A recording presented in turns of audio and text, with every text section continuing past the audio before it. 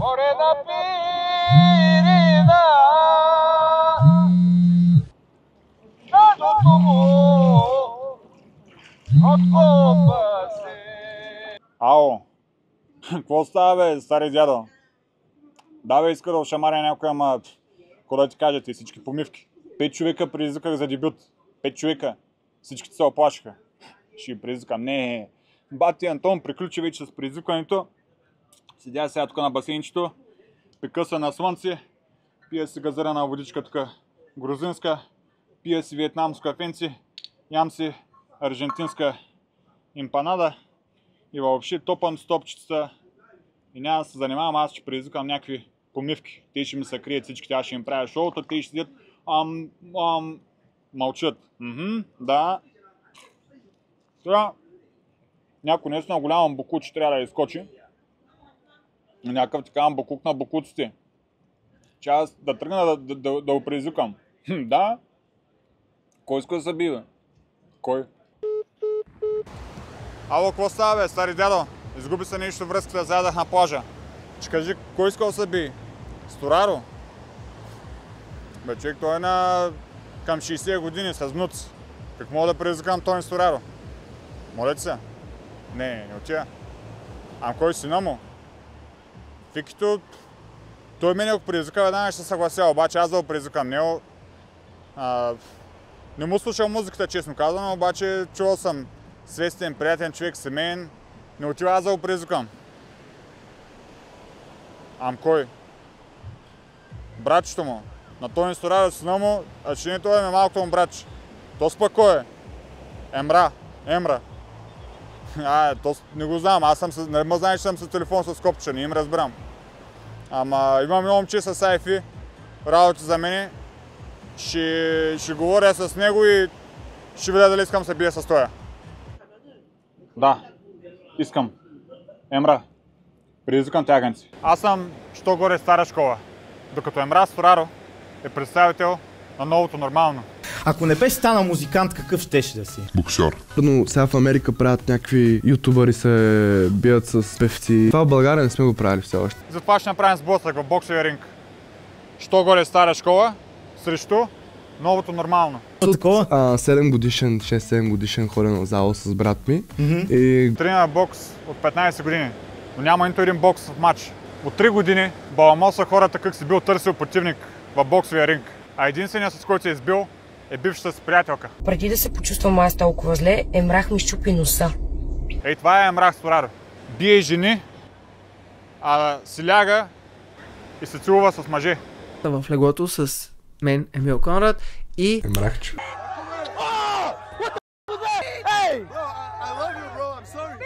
Новото нормално.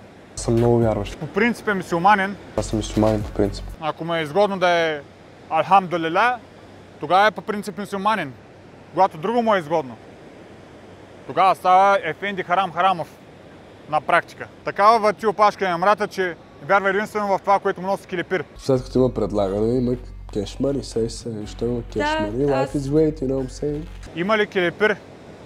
Емра е готов да рекламира най-големите пороци. Платени голи снимки. Това е най-доброто, знаете, приятели. That's Stoner, subscribe to... Всичко, бате, знаете. Тя е номер 1, сега се няма такава. Хазарт, най-големият бич на нашето общество в момента. Плюс от ония субстанциите там с... Аз съм под влиянието на бона и... Аплодисменти. За да се запомним с нещо добро, както се казва. Дивите растения, плевелите. И тях много ги хареса и споделя за тях. V-Box дойдоха нас, брат. Аз бях лешно пушен. То се от новото поколение момченца. Джензи ли са, мензи са, скоро ще им дорят. Които съберат са там двама наши пергиши да се лафят и всяко едно изречение почти кара по някоя дума на английски. С това на врата, татус. Това са фамиго, защото са много любовни кричари. Декември месец, като запукам с Токачева в ринга, ще има... Направо главата вече. Затова от време на време на този неграмотник ще му превежда на английски белки ми склане нещо. Цялото предизвикателство ще го направя на 4 езика. Да може да ми следи мисълта малумника. То на български, само не разберат новото поколение. Такива са. Не, че много умен. 3 езика знае. Значи знам български, английски, турски. В едно изречение на български прави 3 грешки. Правописни. неграмотник, на 20 години, 3 грешки в едно изречение. И Любо Супта ще му го каже. За 3 думички поредни имаме 3 правописни грешки. Така. Тук вече темата е много сложна и тежка. Да ме извинява Емо, но леко ми идва неграмотен. Баща на милионер, он е неграмотен. Неграмотник обаче ще основава университет. Самата организация се казва Wealth University. Емрато и още 2 сопола. Правя с още 2. На какво могат да научат хората някакви 20 годишни сополи? Какво знаят те? Те ще преподават на млади лица да изкарват пари чрез онлайн, което е най-новият метод вече. Да. И то не е малки суми. Доста хубави схеми, който има акъл, ще изкара много пари от това нещо. Схемички викаш, а? Много хубаво, схемички. Но най-лошото, че той е нагъл тапигьос. Един от кандидат-убийците по пътя. Адреналини, скорости, BMW, M3, M5. В града ще ми кара с 200 тая глиста, а извън градско с почти 300. Не те ли е срам, бе? Ко правим, бе? Емра, тия келемета ще погубят не само себе си, защото и това е трагедия, млади момчета. Но ще погубят и вас. Майките ви, бащите ви, децата ви, вашето семейство, вашите родини, вашите приятели. Тея букуци, не ги срам. И като му направи някой забележка, както лятото го беше наредил Симон Милчев, и той зика: ще те смажа, бе, знаеш кой ще съм аз, бе, как ще ми говориш така, бе, ще те размажа, бе. Представете ли с къв тапигьос, къв наглед се той е? Кара с 300 км в час, като му направят забележка и ще да ги прибие хората. Не, няма да го бъде той нещо. Може би нямат ресурси от КАТ, може да нямат умение да го хванат той. ТВО-та вече няма за дисциплиниране, за такива километра. Няма да сме вечно сред първите в Европа по смъртност в пътища. Затова ще основа БОБВП, Българска организация за борба с войната в пътища. Аз съм съдия и изпълнител, аз съм прокурор, аз наказвам, аз дисциплинирам всичките километра. Първият ще е Емрато, нещастник. Предизвикам те патенци. 14 декември 2024 година на боксов матч. 8 рунда по 3 минути. 10 унци и ръкавици. Чакам те и сега да видим, господин боксер манекен. От какво си направен? Само дали ще имат душата хората. Нали много душа, то си нямал душа, то си нямал сърце. Аз сега да видим ти дали имаш. Аган си. Аз сега да видим тебе. Нещастнико. Ще ми караш ти с 300. Не. Сигурен съм, че твоето семейство е дало всичко от себе си да ти помогне. Най-добрият метод за спасяване от нещо е превенцията. Но за превенция вече е късно. Време е за интервенция. Сега вече аз поемам щафетата. Каквото са могли майките, бащите, брати са направили. Не са успели. Все още си килеме. И ще извърташ, и ще хващат, и ще пускат, и ти ще се въртиш. Нямам повече. Извинявам се, съжалявам и пак ще го правя същото. Само аз ще го правя. 8 рунда по 3 минути, декември месец. И въпреки, че мога да мина през тебе като влака Маглев, гара Шумен, това ще е половин часова наказателна акция. Не му позволяйте на той килеме да се измъкне и да му се размине боя. Няма, Емра, приключи мача. И това ще е яко, примерно, даже съм се говорил с някой организатора, те са за да го направят това нещо, само... Емраче, аз нямам против твоите приятели от Max Fight да организират нашия бой за 60-то си юбилейно събитие, което предполагам ще бъде на 14 декември. Но Max Fight трябва да им подготвят Max Cash и 50% трябва да бъдат платени до края на другата седмица и 50% трябва да бъдат платени в седмицата преди боя. Като ако ти се оплашиш, контузиш или каквото и да е там друго оправдание, моите пари се търсят от теб. И понеже и те рекламират казина и хазарт и така нататък, аз ще изляза с тениска, не на хазарта, не на казината, не си пропилявайте живота. Това ще е моето послание към младите хора на България. А те, ако искат, нека слушат мен, ако искат, нека слушат Max Fight и Емрата. Победителят взима всичко. Когато аз се победя, твоя хонорар го дарявам за благотворителност. Ако ти мен победиш, или го запазваш за себе си, или го даваш на Max Fight и аз им излизам безплатен, или си го даряваш за благотворителност.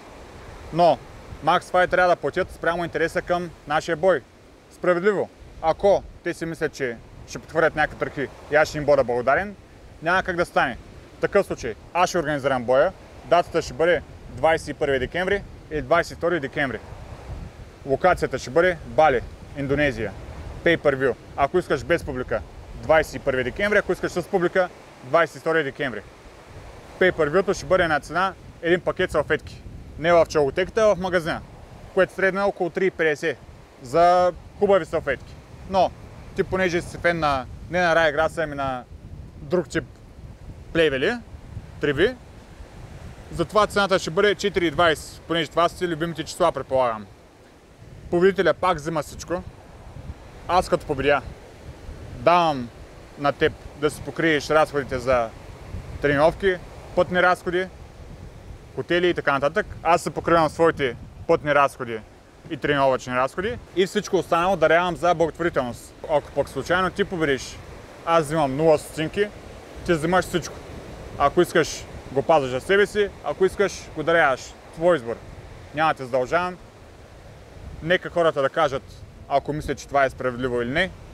Ако има интерес, ако иска да го направим, да съчетаем приятното аз за шамаря Емрата и да има един кандидат-убиец по-малко пътя, като го дисциплинирам.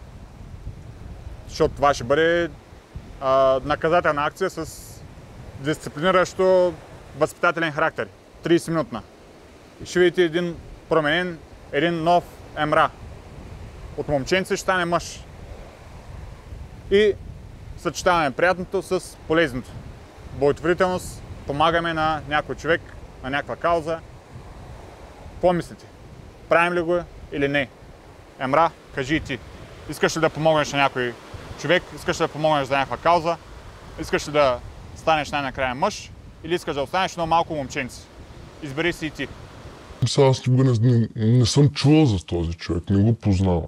И аз знам, че Емрата ще се опита да се измъкне и ще каже: какъв е това, бе? Аз знаеш колко съм известен, бе, това не съм го чувал. Затова ще обясня накратко кой съм аз. По-подробно ще обясня кой съм аз във филма следващата седмица.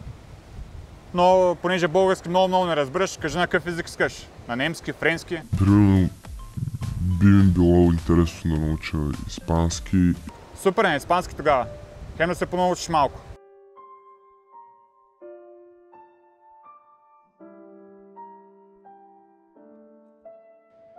Te voy a decir quién soy. Yo soy Don Antón, narrador de juegos profesional. Mis ojos están en todos lados. O sea, tú no puedes hacer una puta sola mierda en el departamento de Traquia, Misia y Macedonia sin que yo me entere. Siembra. No puedes mover un dedo. Y bien, me gano la vida haciendo negocios. Así que pues fresco, tranquilo. Tú puedes aceptar mi negocio o aceptar las consecuencias. Si tienes cojones grandes, yo te espero en el ring de boxeo. En la vida, puede ser un león o una gatita pequeñita, pero no ambos. Honor o cobardía, gloria o vergüenza. Tú decides. Te estaré esperando, Pucha Marinkin, pero no por mucho tiempo. Tienes 48 horas. Elige tu camino sabiamente. Този канал съм кръстил на един от моите прадеди, Курти. Името означава вълк. Аз съм алфа вълка на нашия род. А ти, Емра, с черната овца на вашия род. Не случайно го публикувам това преди пълнолуние. Емра, нали знаеш вълците какво правят с овцете? Чакам тяганци. Декември месец.